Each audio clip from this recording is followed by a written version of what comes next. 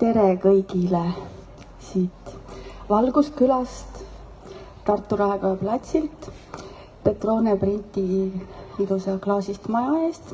Mina olen Epp Petrone, minu kõrval on Annela, kes on kirjutanud Minu Setomaa ja me kõneleme natukene sellest, mis on jõulud Setomaal ja mis on olnud jõulud meie lapsepõlves, sest me oleme enam-vähem ühevanused, me saime tuttavaks kunagi siinsamas üle selle majade ploki Tartu Ülikoolis, õppides koos ajakirjandust ja sel ajal ma vist ei teadnudki, et sa oled Setomaalt, aga tasapisi tekkis see teadmine, et sina oled erilise rahvakillu esindaja ja mina ise ka mõnda aega oma elust olen seal Setomaal elanud ja minulgi on natukene Setomaa rõiveid koos päkapikumütsiga, aga sina oled täies rõivis.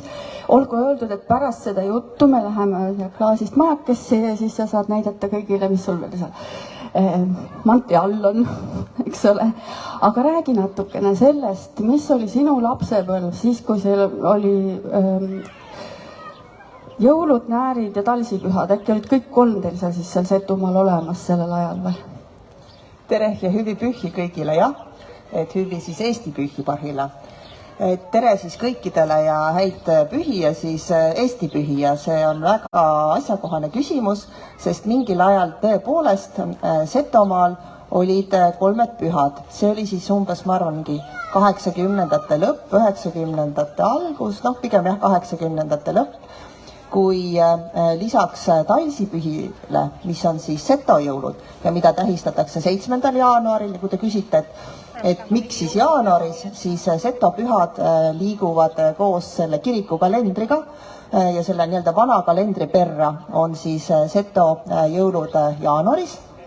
Ja peale jõule tuleb siis ju ka uus aasta, tõesti 14. jaanuar on siis vana vahtse aastakapido või siis vana uus aasta. Ja loomulikult Setomaal tähistati ja tähistatakse praegu siis ju ka Eesti jõule ja kui meie olime sinuga noored, siis loomulikult olid ju ka näärid. Nii et kui meil praegu on kahed pühad enamasti Setomaal, Seto jaanipäev ja Eesti jaanipäev ja Seto munapühad ja Eesti munapühad ja Eesti jõulud ja Seto jõulud, siis mingil ajal tõesti meil olid kolmed pühad detsembris ja jaanuaris, nii et Setod armastavad pidu pidada ja nii oli see ennem ja nii on see praegu ka. Nii et algas kunagi niimoodi 20. detsembrite paiku niimoodi salamisi, et ilmselt ja lapsed kõik siin, kes siin kuulavad, ei teagi, et vanasti olid jõulud meil ka salapühad, siis tulid näärid, mis olid niimoodi natukene uut aastat ja siis tulid jaanuari alguses, 7. jaanuaril talsipühad. Ma küsiks seda, et mismoodi te neid kolme erinevat püha siis sinu mälu järgi tähistasite? Minu lapsepõlves oli nii, et see 24. detsember oli mu ühe lapsepõlvesõbranna õe sünnipäev. Nii et meil olid alati siis Krista sünnipäev oli siis 24. detsembril või sealkandis, ehk siis nii olid siis need Eesti jõulud ära märgitud. Aga see oligi siis selline võimalus pidu pidada, sest tegelikult kuuldavasti olid sellel ajal ka nuhid liikvel, kus vaadati, et ei oleks liiga varakult hakatud tähistama, sest et jõulud olid sellel ajal keelatud nõukogude ajal ja teie saite siis Krista sünnipäeva pidada. Meie pidasime jah Krista sünnipäeva, kuusk oli alati toas ja oli nagu teada, kuidas see nimi on seotud siis jõuludega ja miks on kuusk ja nii edasi, et see oli selles peres väga ilusasti minu meelest paika pandud. Nii et need olid siis need Eesti jõulud. Siis tulid loomulikult need nõukogude näärid, mille raames olid siis kõikides koolides, nagu ka Mikitamäe koolis, kus mina käisin, olid siis nääripeod ja siis, kui oli talsipüha, siis seda tähistati niimoodi nagu minu meelest nagu hillakõisi või see nagu tasakesi tollel ajal. Sest see oli ilmselt ka natukene keelatud või kui nad olid nagu setojõulud, ütleme nii, et sellel ajal ei olnud setu ärkamisaeg veel alanud, et tegelikult ka setuks olemine oli selline natukene kahtlane teema paljudele ja siis samal ajal jõulud see, no ma tegelikult ei tea, aga räägi mulle, kas see oli ka salajane püha? Milline nendest? Talsipühad.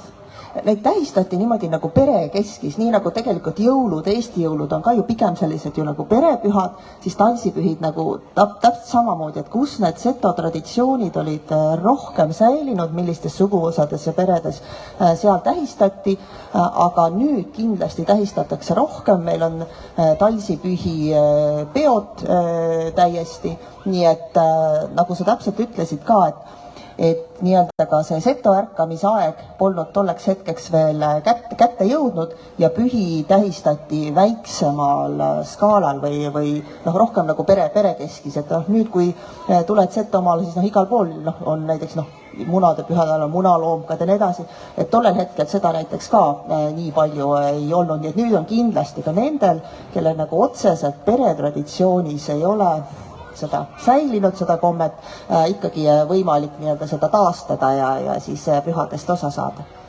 Tead, ma mäletan seda tunnet, kui ma hakkasin ise sinna Setumaale käima ja siis jõudis pärale, et ma tunnistan oma silmadega seda, et Setumaal käib ärkamisaeg. Et tuleb üha rohkem neid inimesi, kes leiavad üles oma juureotsakesed ja tuleb üha rohkem neid, kes ei olegi setod, aga kes tahaksid osa saada sellest väest.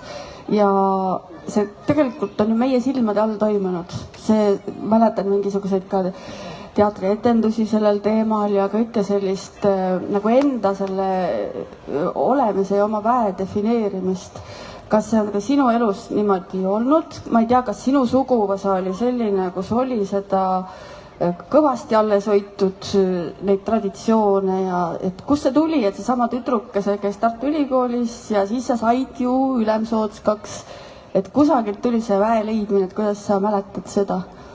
Mina mäletan seda kogukonna liikumisena, et tollel hetkel hästi palju arutati Setomaa teemade ümber, Setomaa siseselt ka seepärast, et meil oli väga palju teemasid laual, mis vajasid lahendamist. Näiteks kas või see, et hakati kontrolljoont paika panema, setode pealinn Petseri muutus järjest kättesaamatumaks setodele ja pidi nagu arutama, et kuidas siis seda setokultuuri edasi viia olukorras, kus me oleme 2/3 oma maast kaotanud ja praegusel hetkel ei saa ju üldse üle käia. Ja tänu sellele oli siis see seto liikumine hästi selline aktiivne, sattusid olema ka hästi olulised inimesed, noored sellel hetkel, Hõrnaare, Luiga-Siinaara, Sulo Nurmeots, Lõvivello ja nii edasi, osad neist on alles, osad neist on praeguseks juba nagu lahkunud ja mind kutsuti selle seltskonna juurde, ma olin tollel hetkel lõpetamas gümnaasiumit, saamas kohe ajakirjandustudengiks, nii et mina olen olnud ka sellel koosolekul, kus siis otsustati, milline tuleb näiteks seto lipp. Tollel hetkel ta oli üks paljudest kohtumistest, aga kui ma nüüd tagantjärele mõtlen, siis kui olulise otsuse juures mul oli võimalik olla, et see oli hästi tähtis. Kui me võime ka praegu näiteks mõelda, et siis oli selline aktiiv, kes seda seto teemat edasi vedas, aga näiteks meil hiljuti ju lõppes siin rahvaloendus, eks ole, mis oli möödunud aastal. Et kui ennem seda rahvaloendusel 12 000 inimest määratles ennast, et nad oskavad, see on keerulisem teema, ma kohe räägin, seto keelt, siis viimase rahvaloenduse ajal oli neid inimesi juba 26 000. Vaadake, milline muutus on toimunud. Rahvaloendus on muidugi üldse väga keeruline teema, et seal ei ole võimalik märkida ennast rahvuselt setona ja seal ei ole võimalik märkida, et sa oskad ka seto keelt. Seal on selline huvitav konstruktsioon, ma ütleksin selle peale, et sa võid märkida, et sa oskad seto murrakut, mis on selline keeruline teega üldse, et seal rahvaloenduse ankeedis seda nagu ära märkida. Ehk siis, kui sa lähed mitte teadlikuna seda rahvaloendust ankeeti täitma, siis sa võid sealt väga kergesti üle minna. Aga mida setod tegid, võrokesed tegid, aga mulgid, olid siis see, et oma rahvale anti nagu teada, et me tahame teada, palju meid on. Ja öeldi, et märkige siis ära see seto murraku oskus ja et siis me saame teada, palju meid on. Ja tegelikult see hinde tiidmine või enese selline teadvus on ka viimastel aastatel me teinud nagu täiesti massiivse tõusu, et 12 000 asemel 26 000, et see on ikkagi väga suur tõus setode hulgas. Ja see tuli läbi bürokraatia rägastiku üles leida seal ankeedis, kuidas seda kirja panna üldse, eks ole? Ja kindlasti väga paljudel jäi see ka kirja panemata, ma ka tagantjärele olen seda kuulnud, aga ma siin lõpetaksin siis Võro instituudi juhi Rainer Kuuba sõnadega, et kui sa ei mõista kõnelda, siis sa murrak, eks ole, tähenduses siis see, et tegelikult murrak ei ole õige, vaid õige on ikkagi seto keel, võro keel, mulgi keel, lihtsalt rahvaloenduses ei ole võimalik seda sellisel viisil ära märkida, nagu peaks. Ja räägime talsipühadest veel korra, sest et see, vaatan, et siin on ka lapsi meil ümber ja kõik see jõulupühadega seostub, et mida teie siis teete sellel 7. jaanuari õhtul, päeval, ööl, et mis asjad on üldse need setu jõulupühad?